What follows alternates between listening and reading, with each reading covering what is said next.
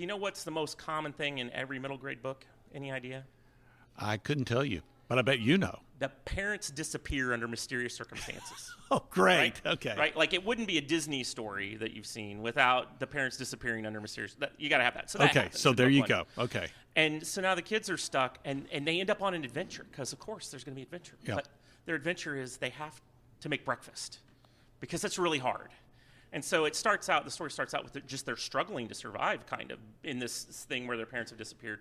And the people that were supposed to help, their pastor and various people, don't show up. And so as people aren't showing up to help them out, they go to church to get some help. And there's some new people there that's giving them some fake news. And so Light of Mine turns into this story of discernment where each child has to kind of figure out on their own based on what they know from the good book, the Bible. Mm-hmm. They have to know what to do and figure out who to trust. And that's the story, right? It's a mystery, really, at the end.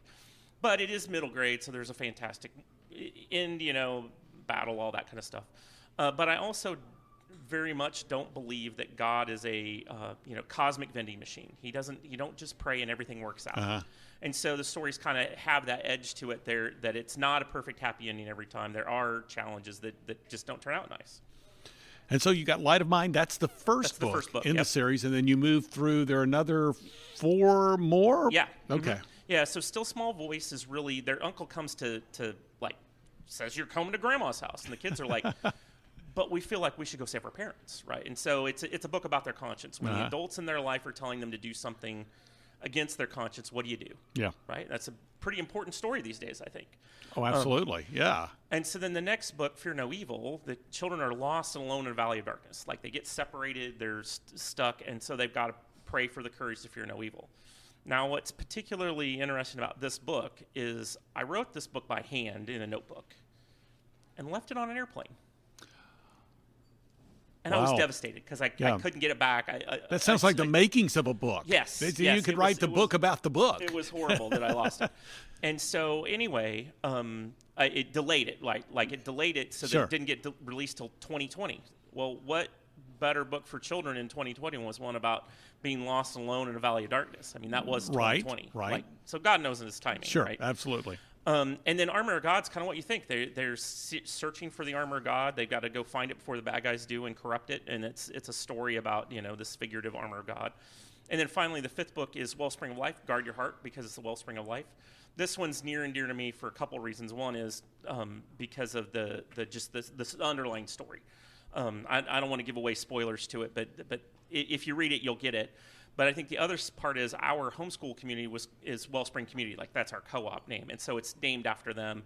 And that verse is something they talk about at the homeschool community is guard your heart because it's the wellspring of life. Mm. Did you write these with the intention of it becoming, as we might say, a homeschool curriculum, a teaching tool? Obviously, God has expanded this to include a curriculum approach, and also with the audio book complete with audio device. But when you first wrote it, what was your purpose or your intent? I was just trying to talk to my kids. Yeah. So originally when I was traveling for work all the time, and I call home at night.